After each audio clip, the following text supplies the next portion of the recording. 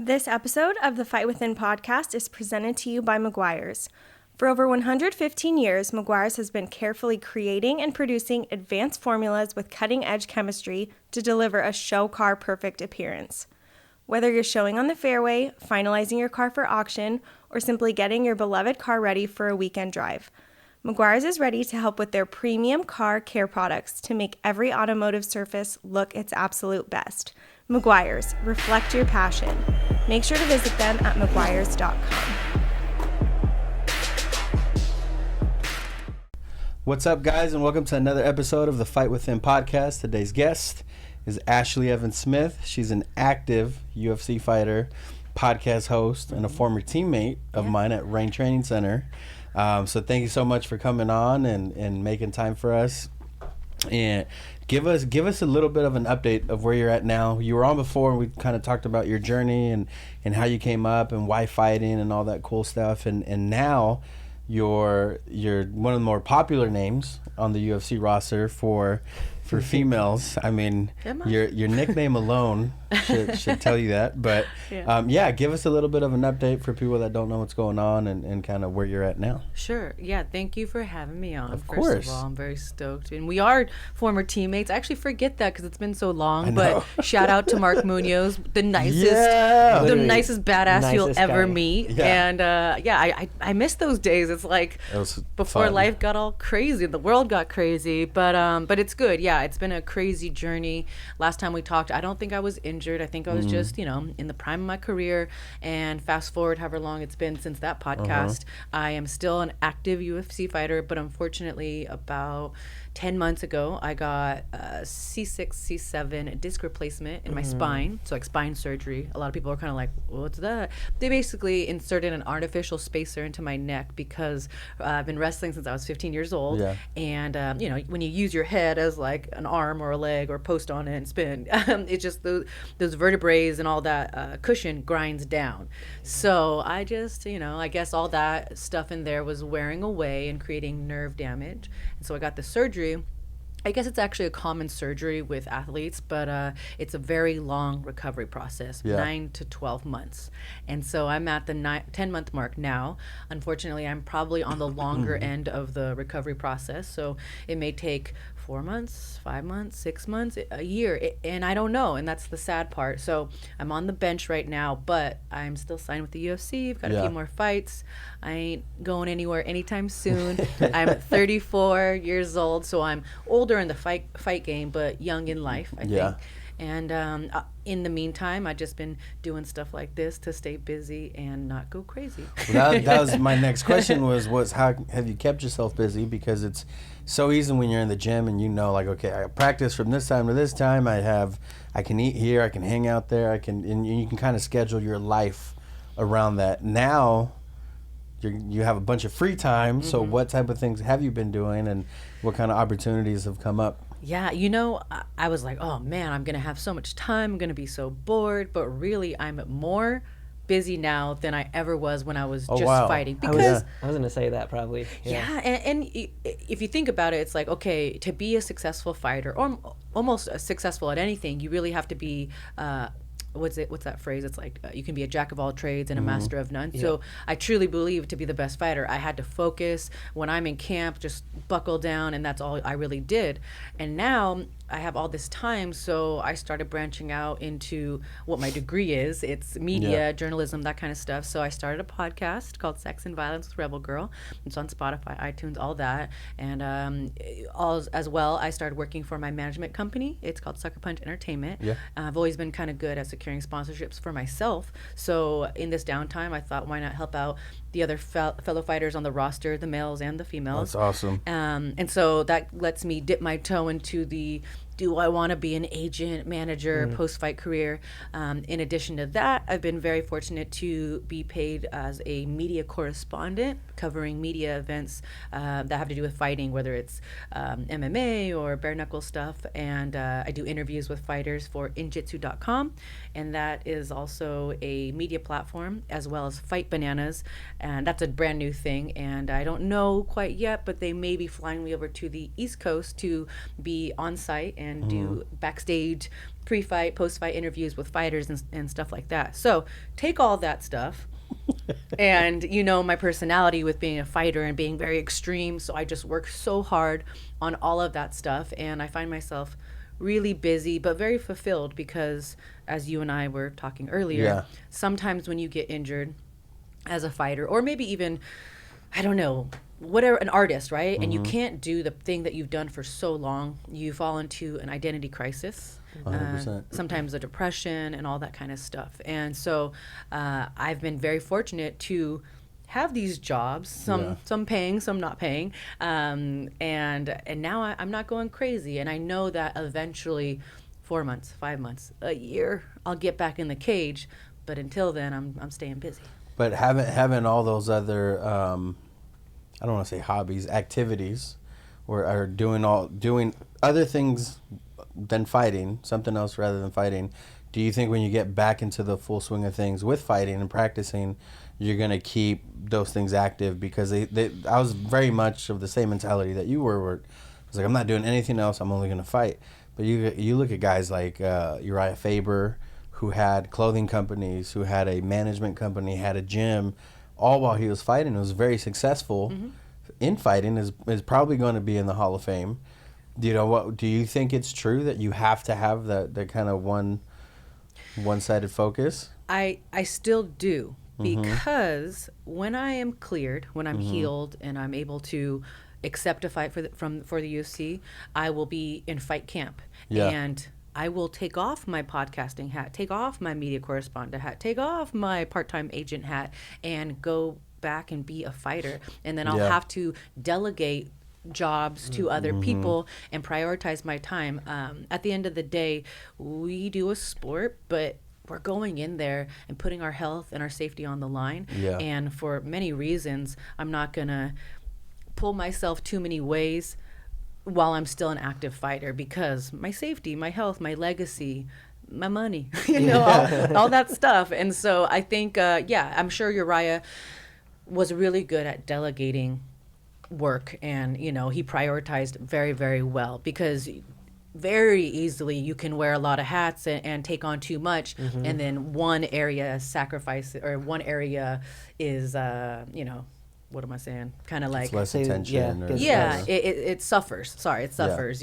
So I'm not there yet, and it will be a juggling act for sure. And maybe I'll have to stop being a part-time agent. Maybe I'll have to say, hey guys, Sex and Violence with Rebel Girl is taking a 4 to 8 week hiatus because shit's back on, and I think the followers and the fans and all that and listeners will respect that. 100%. I was going to say this, like, just from listening to you guys, obviously, we were saying before, I'm not a fighter, I'm not a professional athlete, but I've been doing business for 11 years.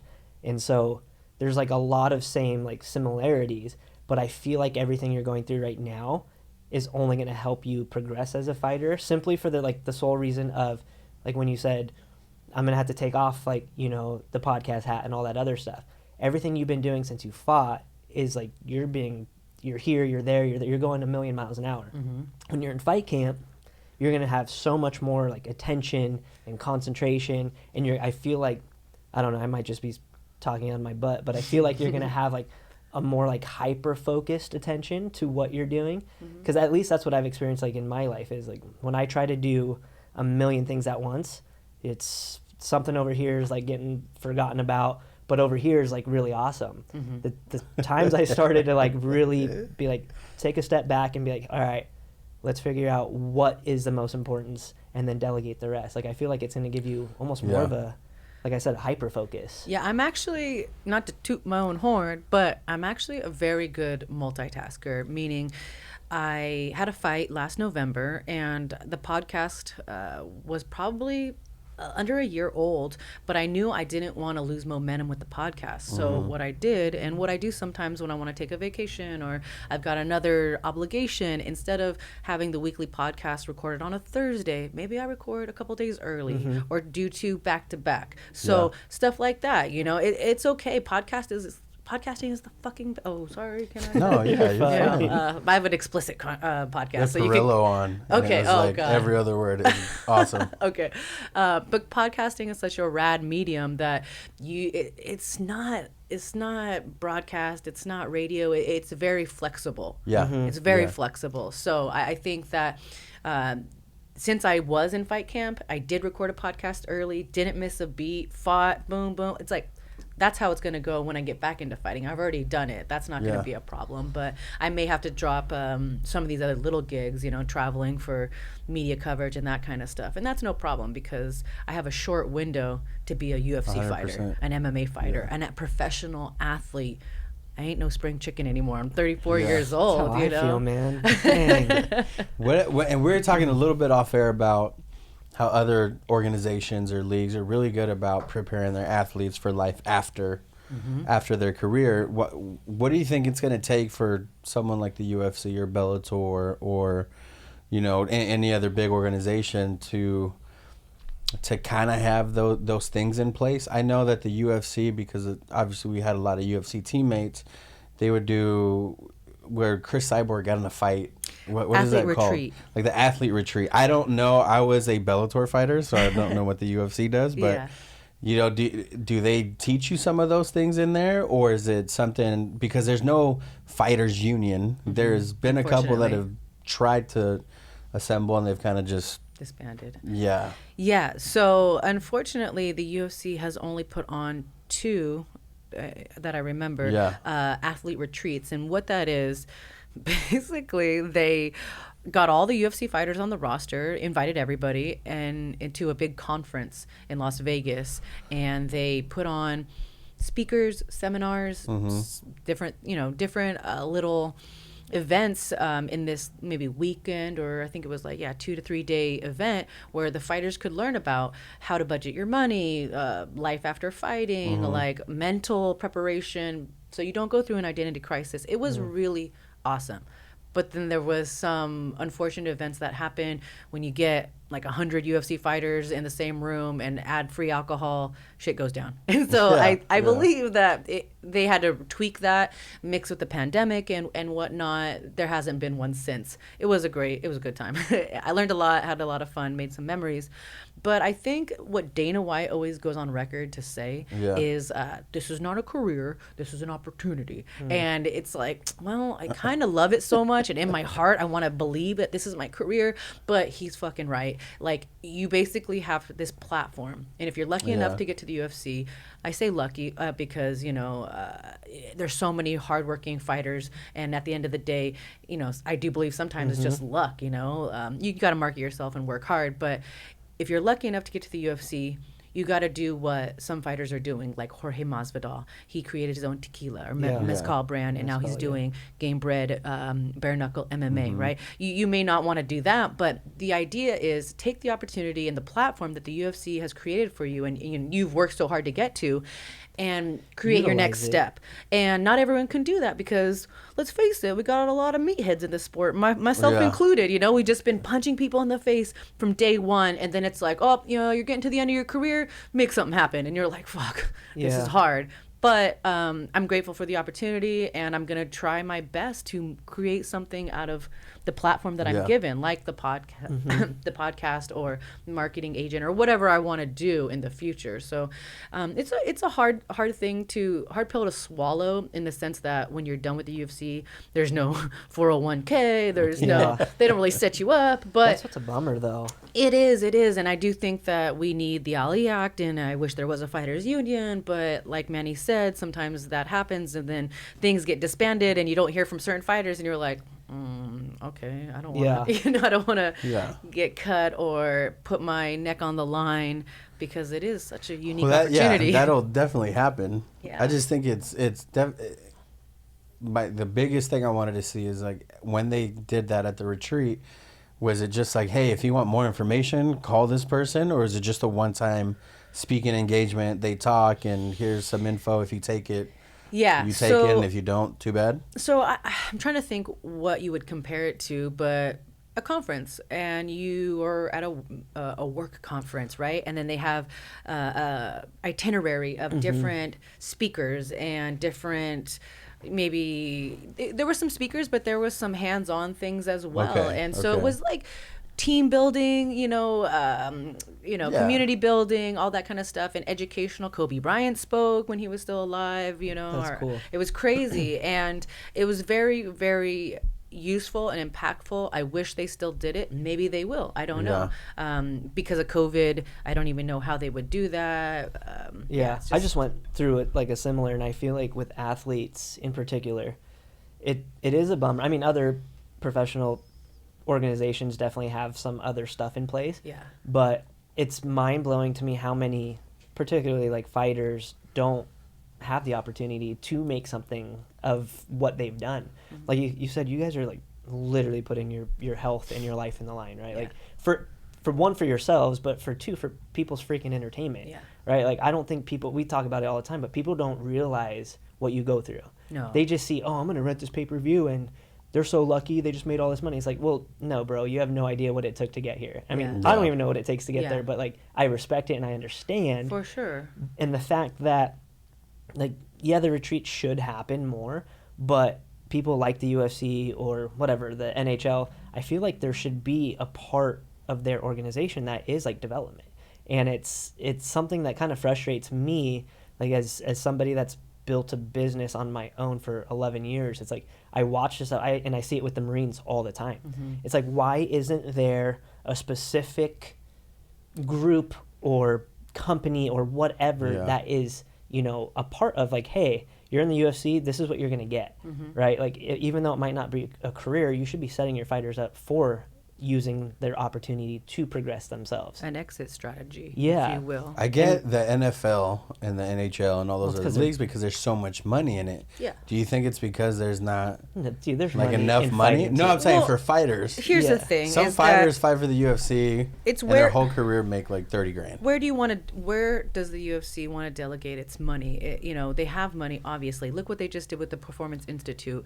There is insane. A massive Performance Institute facility in Las Vegas, and I believe they just created one in China or Japan. That just is like grand open. And so there's this massive facility to help athletes train the best, get the best recovery, get the best meals, get the best mental performance coaching, but no development for an exit strategy. So it's not about money. They got money. It's like, where do they see the most value? They want to get the most out of the athletes that they have right now, and maybe they just don't care too much about the athlete once they're not signed. And that's the sad truth, and it's more of a business outlook than maybe like a human outlook. But I choose not to focus on that. I'm not going to bitch and complain. I'm going to accept the opportunities that I have and go from there. Do I want future fighters or myself and my other fellow coworkers to have more? Of course. But I also remember when I was fighting for, not UFC money, and so I just don't want to ever bite the hand that feeds me, because I'm also very grateful. But I do think that for us and how much we put our bodies and our health and our longevity on the line, we do deserve more. Well, people have talked about that before, how it's going to have to take a Conor McGregor or a GSP or someone, not only a champion, but someone that has star power to say, hey guys, like we have to do something different. It's going to take multiple of those. The problem with that though is a lot of those individuals make it for themselves, so it's not necessarily something they're worried about. Yeah, or right? they're it's a very selfish sport for UFC. Sure. Like someone like DC would probably never do it.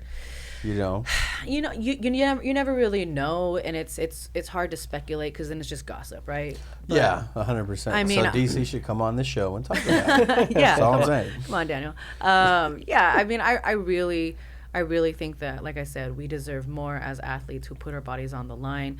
But I'm very lucky. The UFC has treated me very well. They paid for this surgery that this artificial disc. I don't want to say property of the UFC, but like they paid for it. It's etched on. It's like so you are our bitch. But like I'm grateful for that because maybe I fought for another organization that cut me, and then when I got injured, and then they didn't pay for it. So the UFC's done really right by me and all the people inside. I remember when I was like, my first fight with the UFC. I remember being so nervous, so scared. Burt Watson was still there at the time. We Rollin', that guy. And everyone just made me feel loved. And I know it's a big media marketing machine, and it's got all this stuff going. but the people on the inside, you know, unfortunately, R.I.P. Susie Freeton just passed away. She was the makeup girl. But, like, the people that they actually hired on the inside of the UFC that, you know, you came into contact on fight week, whether it was the nutrition people or the makeup artists, those people are so fucking great. Yeah. And so I've had just the best experience with the UFC. I've won some, I've lost some. I'm not now on the bench. But, you know, when I look at my experience with them, I'm very grateful. That's awesome. Yeah, that's super cool. I don't think a lot of people take the time to do that. I know I didn't. You don't get to and we've talked about it before with other fighters or athletes. You don't ever get a chance to kind of sit back and smell the roses and be like, not to pat yourself on the back, but just to say, hey, this is a really neat like life experience that I'm going through. This is really cool. This is my job. Like, this is real life. Insane. This is real life. Yeah. And sometimes, you know, right now, especially on the bench, not bringing in the money that I would like to bring in with fighting and all that, I start kind of feeling sorry for myself and looking at the bad stuff. But just as fast as I do that, I pull myself out and I'm like, dude, this is my life. I'm a professional fighter. I get recognized at the coffee shop because I punch people in the face for a living, and then people just look at me like I'm some star, and I'm like, I'm really not, guys. I just like fighting, and it's a great job, but it does have its downsides too. So there's, I don't want to say controversy because it's really not. I mean, but there's the whole I don't know if he was an army guy or that transitioned to a female and fought a female. You're talking about I forget. Alina or Lana McLaughlin? I don't know. She's all tatted up. And, Alana McLaughlin. And so anyways, long story short, I don't know if Fallon Fox ever lost to any other female except you. No. And so what are your thoughts on it? Do you think they need to start a whole organization just for that, or it's a loaded question, my man. Only because I'm very it's black and white. Like as a male, your bone structure is just bigger. It's different, yeah. You know, it's not fair. It's more dense. It's. I don't care what it is. Like it's just not right. And I have 2 little girls. Yeah. And I would hate it if they ever became fighters, which I don't want them to. But let's just say one of them did, and they fought someone going through that. Like, that's a personal thing they're going through. Great, but now you have to go out and compete. Like the one in the Olympics. Anyways, I don't want to get in detail, but what do you know, if you don't mind, what are your feelings on it? Do you think they need to start like their own weight class or their own league, or what is it? Yeah, so for the listeners that don't know, back in 2013, I think it was 2013, I was the first natural-born female to ever be a transgender fighter, a fighter who was previously a male and then transitioned anatomically to be a female. And the first female fighter, and I say female because I like to be correct, politically correct, was Fallon Fox to really burst out on the scene. Unfortunately, she was not truthful, but she was outed later. And so the girl before me who fought her knew that she was a transgender. Oh, so it wasn't known. It wasn't like. Well, the first girl because it was in a tournament, so the first girl didn't know. The second girl, she then got outed after the first round. The second girl who was to fight her in this tournament knew, and that her name was. Oh man, she was really nice. What was her name?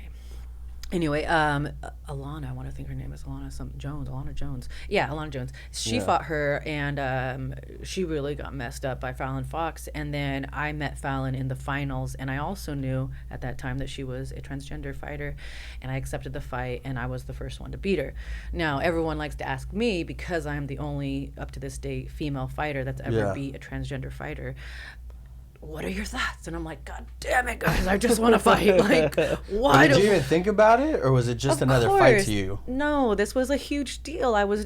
You're nervous every fight because there's so much on the line. And with this fight, same shit was on the line, but now even more. It was like I was fighting for, you know, it was ridiculous. I didn't want to be this political, you know, like, pawn. I didn't want to be this person that was now fighting, if she wins, it's against the LGBT, and if she wins, it's pro LGBT. It's like, no, like, I have so much love in my heart that I almost didn't accept the fight because I didn't want to be misconstrued as, anti-LGBTQ in some way. And when I did fight this person and won, everyone came at me with these questions, right? And I remember saying, you can look it up on YouTube. It's my interview, and it's like, do you think Fallon Fox or transgender fighters should fight, natural born women? And I said, I don't think there's enough scientific evidence to prove that they don't have an advantage, when they fight natural born women. And so I still stick to that because I do think that there's scientific, biological proof and evidence that show they have a major advantage, especially if a male waits until he's in his 30s, lately he's developed and then he makes a transition, so dense bones, like all this muscle mass and all that kind of stuff. I do know that they can take estrogen and hormone therapy and change that, but there's no testing beforehand to prove that there's not a massive biological advantage. Now, if there was some kind of testing, let's talk then, but we're not there, so why even entertain that idea? So in the meantime, in order to be fair, yes, I do think that there would be, the only option is to create some kind of transgender league. That may sound like segregation, but from what I'm saying with the scientific evidence, like, how could you put me in that category? Fair. But some people do. And then I'm looked at like, well, Ashlee Evans-Smith, she's against the LGBTQ gays and the transgenders. And I'm like, guys, no, I promise I'm not. I swear, I just want safety and the rights of women to not be violated. And now with the Title IX and transgenders taking spots on Olympic teams from natural born women, it's like, whoa, I fought my whole life. I wrestled my whole life on a boys high school team and then on a women's college wrestling team, and Title IX was a thing around 2008 2009, and they were cutting men's programs. I fought so hard during a time that women didn't have rights in sporting leagues and stuff, and now women have tons of rights and it's very liberating, and women are in the UFC, and then out of nowhere it's like, nope, now transgenders are coming in and taking these opportunities away from natural born women. And I've come full circle in my career as an athlete, and it's fucking crazy because I just want equal opportunity for everybody, and it gets very gray when you add in transgenders. It's hard to decipher what is good, what is bad, what is right, what is wrong, because truly I want anyone to be able to pursue their passion. If your passion is fighting and you're a transgender athlete, where do you go? You may not have a league right now. That's okay. We didn't have natural born women. We didn't have a league at first either. It will happen, but it's got to be. I think that you have a great perspective on it. Like, people that want to hate on you, they're just like anything else. They're going to hate on anything, right? Yeah. But hearing your perspective on it, like, for me, you made it clear to me, like, that sounds like a logical explanation. But yeah, that perspective is really cool to hear because you've went through it. And trust me, there was so many should I, shouldn't I before I fought the transgender Fallon Fox. She didn't do anything to me personally. She just wanted to pursue her passion. Yeah. I get that. And literally I get sad inside because I want everybody to be able to do what makes them happy. But sometimes certain people have the desire to do things that are going to physically harm other people, and we put our foot down with that, right? When people when a man wants to hit a woman in society, you say no, whatever, fighting in the streets is not good regardless. But this is it's such a sensitive topic, and I try not to talk about it in other areas because, like I said, someone's always going to take something out of context or make it a soundbite, and then I'm like, oh, okay. Did you hear what she said? Yeah, and I'm like, god damn it. And so I've been getting tagged on social media left and right with this Alana McLaughlin girl, and it's very similar because Fallon Fox was a male in the Navy wrestling men, and had a daughter, and then boom, transitioned in his later years, in his 30s. And then Alana, I don't know what she was before. Fallon Fox used to be Byron Boyd, and Alana, I don't know who she was before, but when she was a male in the military, fully developed dude, fully developed grown man, and then transitioned over. And I do think that if we want to talk specifics and science, I think that if transgenders change their body anatomically and hormone therapy replacement in their younger years, in their puberty years, I think there might be some argument for bias there. It may be a little more of an even playing field, but there's still no testing. Yeah. Show me the proof. Show me, Fallon Fox didn't even get tested before I fought her. My father actually emailed the Florida State Commission, was like, look, like, can you do some like testosterone testing, because maybe Fallon Fox stops taking her hormone replacement therapy a couple weeks before the fight and she's just getting all jacked, and I told my dad not to. I didn't want to rock the boat. He did it anyway, because what father would not be concerned for their safety? Yeah, I get it. And I don't even got a close relationship with my dad, but he just heard the news and was like, fuck, what's going on? And so I can't really get mad at him for that. But the commission wrote him back and basically was like, long story short, yada, yada. The commission contacted us and was like, if there's any more of a ruckus, like, we're going to scrap this fight. Yeah. And I just wanted to fight because I truly believed in my heart that I could beat this girl. Yeah. I thought I could win that belt and the money and kind of like make a statement. And I did, but it's fucking crazy. That is hard. Well, it's almost like if you're going to relate it to testing, like PEDs, like you test for PEDs, right? Exactly. Testosterone is a freaking PED. I think Florida's a crazy place. Florida's where Alana McLaughlin, the newer transgender fighter, is fighting for Combate Global. I actually didn't think Combate Global would have that on their card, just because it's such a new. There's a lot of controversy. Yeah, what that is.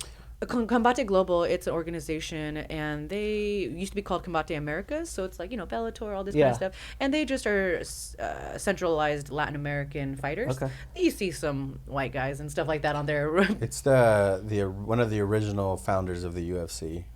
Went out and did What's his name? Campbell? Something like that. Something. Yeah. Dang, there's so many different organizations. It's insane. But on a lighter note, where would you, in a perfect world, where do you see your career? I mean, we were talking off air, and you said that you see yourself fighting for a few more years. Mm-hmm. What are some of the things that you want to accomplish?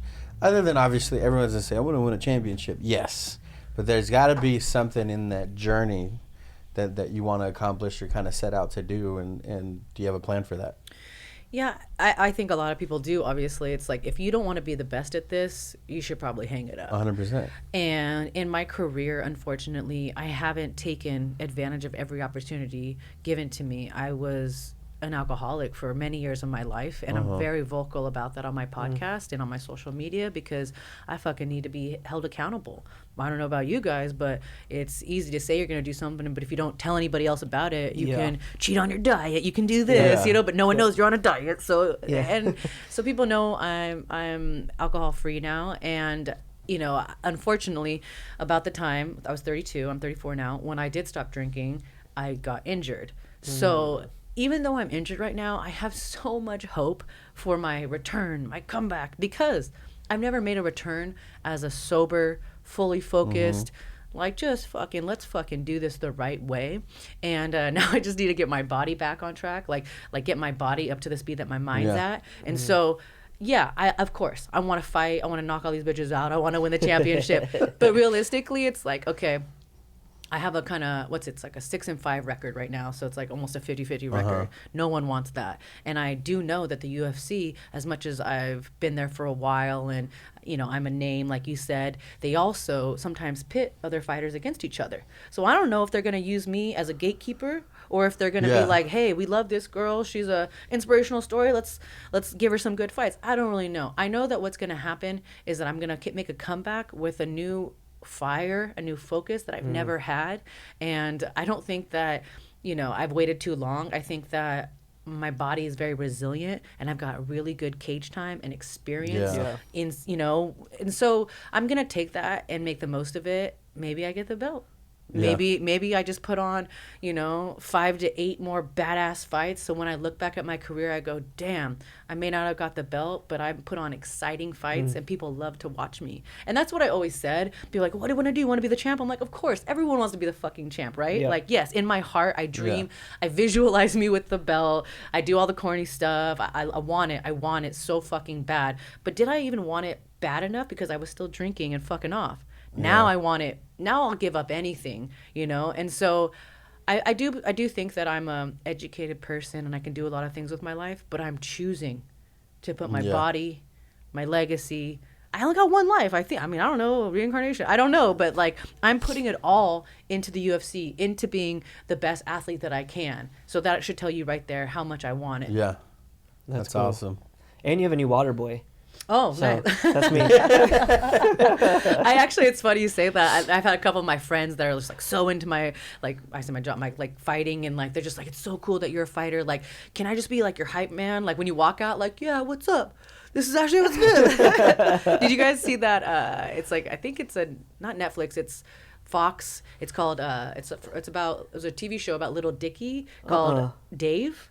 No, I've heard it. I've never watched it. I guess Little Dicky is a rapper, but anyway, in rap, I'm not familiar with rap. I'm more like punk rock. But they have like hype people. Yeah, and literally. And I was like, I need a hype person, because think about how hard our job is as a fighter. Yeah, and emotionally draining, physically draining. I'm like, we should get hype people, like it's literally like positive affirmation. Like you're on the edge of the ring, you're like, fuck, this round is going good, and then you just got your best friend who's like, you're the best, you got this, and I'm like, that's literally what they do for rappers. I need a hype person. So they'll say like a cool bar, like a cool rap, they'll be like, oh, dude, it's so true. I went to a Lil Wayne concert back in the day, and snap! What's one of the first times my wife and I like hung out, which is.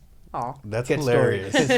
We were both dating other people. Anyways, you can talk about that on my podcast, right? Later. There we go. But before Lil Wayne came out, this dude, I guess he was like an upcoming rapper. Okay. He, no joke, was Lil Wayne's hype man. He came out and was just like running around, getting the crowd going. Once in a while, rapping. I think. He got like on a skateboard and he was just hyping Lil Wayne up, and it got everyone going. Then your energy's up. Yeah. So like sure. Lil Wayne came out and was just like.